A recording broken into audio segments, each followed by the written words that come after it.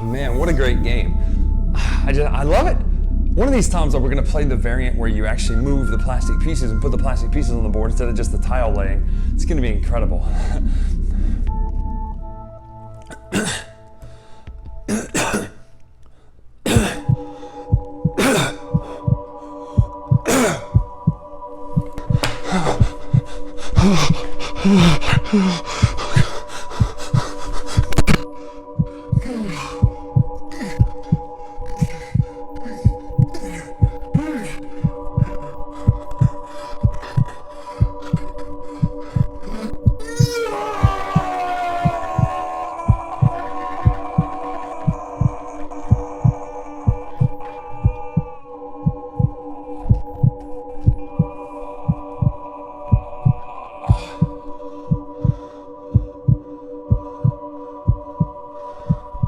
That's what happens when you don't have a special effects budget. You get hand puppets inside of a shirt for the chest burster. Let's get to this game.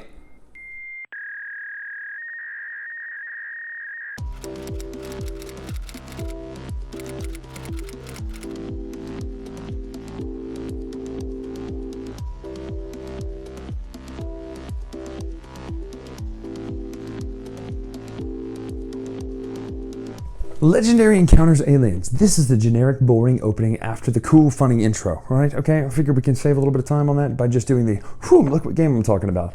Here's the deal. Legendary Encounters is the most thematic deck builder I've ever played. Again, if you've seen my Harry Potter video, which you can see on the channel at The Latest Retro, you'll know that there's not a lot to theme when it comes to deck builders. Legendary knocks it out of the park. Now here's the caveat. I have only played Legendary Encounters Alien, have not played Marvel, have not played Predator, have not played Big Trouble in Little China. Here's the deal. I have DC Deck Builder in here. I have Harry Potter right here. I've played Star Realms. I've played other games that are deck building games. This one does something the others don't do. Let's look inside the box, check out what comes with the game, and see what I'm talking about right now. Now, to clarify, I do not own this game, so this is almost like a review copy. Yay, review copies. This is not technically a real review copy because I do not own this. Pretty sure I just said that sentence twice, but my point is, you can send me a review copy of anything. Shameless plug. Anyway, let's open it up and see. Yes, it is a card game, ages 17 plus. That's strictly for the art, I'm pretty sure, because I don't think there's any language or anything like that. Rule book, nice little rule book here. An alien deck building game. And you know that's not generic because it's all caps with a trademark, I guess.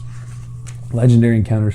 Look at this right here. I mean, it comes with its own mat, a nice neoprene mat, all that kind of stuff. It tells you how to play the game, all the different setups for advanced rules and different scenarios. The interesting thing about it is you're playing all four movies. You're playing Alien, you're playing Aliens, you're playing Alien 3, or Cubed, I guess that would be. Playing Alien Resurrection. All of these different movies can be played to. Plus, check this sentence here. You can combine Legendary Encounters with Legendary, etc. So you could have, like, I don't know, Captain America sling a shield right at one of these dudes' forehead. The cool thing is it's very modular in that sense. You can kind of play what you want through the games, through the movies, all that sort of stuff. Let's check out this mat first because I really like that it comes with this custom mat, because that's one of my biggest problems with games that come with nothing to help out with theme. In DC Deck Builder, I always kind of go to that. It's very simple, it's very easy, but it just doesn't really, scream theme. I'll just kind of have to pan the camera manually here. So check this out. Over here, name of the game, Legendary 20th Century Fox. What do you know? Upper deck. So you got objectives up here: airlock, med lab, weapons locker, power station, ventilation shafts. This is the complex. I'll explain what that is in a minute. Hive, hatchery, dead enemies. I suppose you can figure out what goes there. Strikes is your wound cards. Discarded strikes. Yep, you got it. Discarded hazards.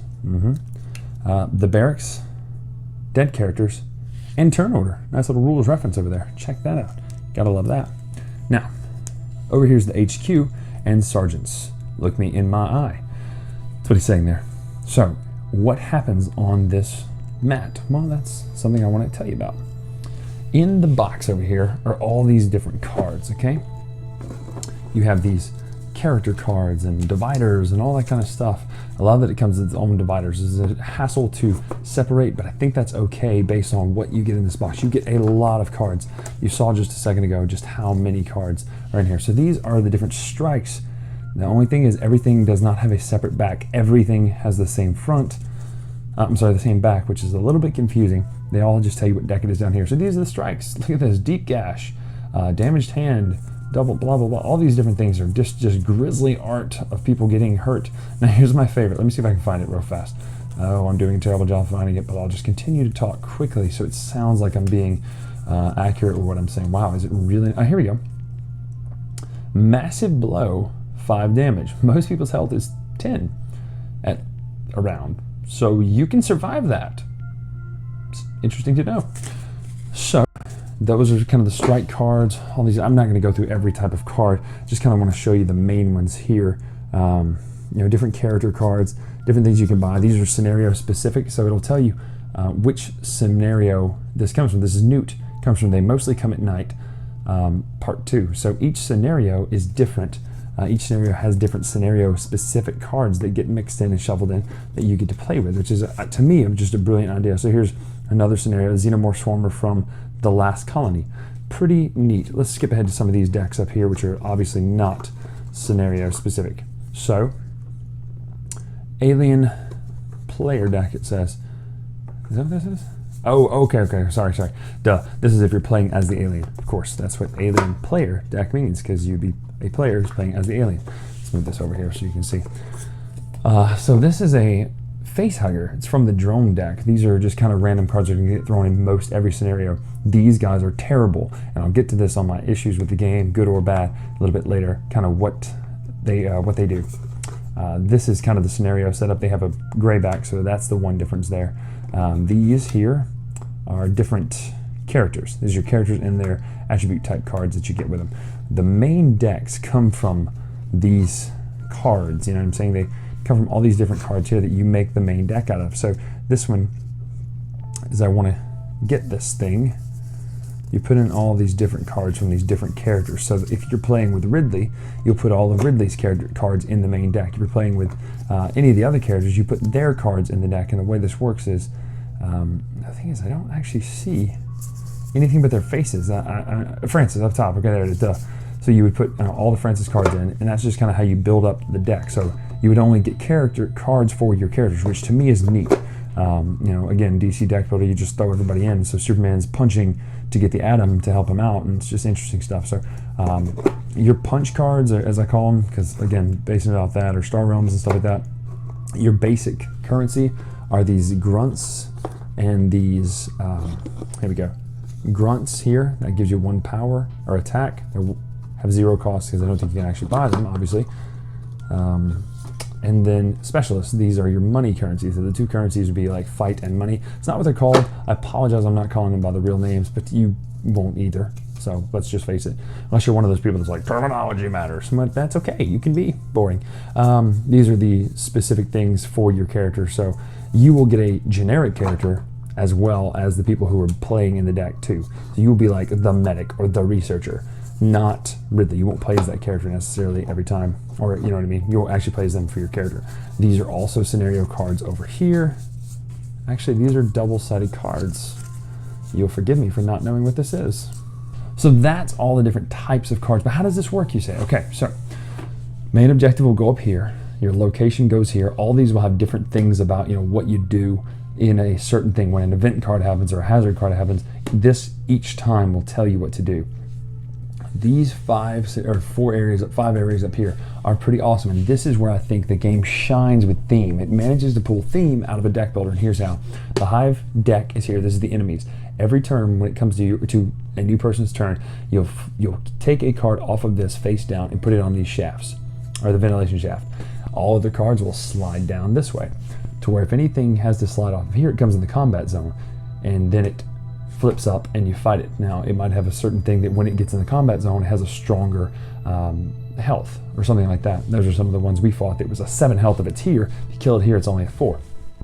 This scan number is you have to have that many of that symbol to flip this card. So up here to scan this card, you would need 4 attack just to flip it over and see what it is. This one, as it gets lower, is just a 2 because it's clearly getting closer. That is theme, if you ask me. It says the closer this thing gets, the easier it is to scan it. And once it gets out of this airlock, it's right in your face. I love that. I think that's just so smart. The HQ, this is where your deck of barracks cards just goes out. This is where you buy your cards from. Your sergeants, akin to the DC deck builder, would be like your kicks. You can just buy them for 3 and they all do different things. The rest of it, that's your weapons, that's your strikes, that's everything. That is how you play the game. You pay certain currency, whether fight or the money one, and that's what you do. You win, basically, by completing the objective. Certain cards will come up that are objective specific, that tell you to do something. For instance, we found an objective that said block the ventilation shaft. So you took the event card and shut this area off permanently, which means now you've only got 4 places for these cards to slide, which means they're going to keep coming at you faster and faster. I cannot explain how good that is for theme. Now, Brian, you're usually notoriously nice about games and reviews. That's correct, I am, but I have 2 knocks against this game. It doesn't take it out of something that I would not want to play anymore. I still really like this game. I don't give it a number because numbers are kind of meaningless. I don't know the difference between a 7 and a 6. I know people will say this means this and this means this. I don't know what mood I'm in and want to play. I like this, though. I would definitely play this again. Here's the couple of knocks I have against the art. All of the encounter games have this similar art style the legendary games that I'm not hugely crazy about, especially in this one, because it looks comic booky, but it doesn't look great comic booky. It's not like Jim Lee. It's like the rushed artist who fills in for 2 pages to kind of get in. It's not horrible. I mean, it's pretty good, but it's consistent, I should say. It's a consistent art style. So if you like that art style and that's your type of art, that's fine. It's just not for me. Does it take away from the game when I'm playing it? No, not at all. It's just a nitpick. The second thing is this. My friend Andy, whose game this is, his character was eliminated in the first turn. You see, how does that happen? The face hugger has a thing where if you don't kill it as it's an egg, it goes into a face hugger and sits in front of you in the scenario we were playing. If you don't kill it within that one turn, it kills you. It does the, kills you. So Andy went first. And this is the first card off the event deck or something like that. None of us had enough fight to kill this thing. We all had currency cards because it's just the way it got shuffled and dealt. So is that something that'll take away all the time? No, it took the rest of us, it took us all the way until almost the very last turns till we were eliminated. And I think we all ended up dying. We did not finish, we lost. It is hard.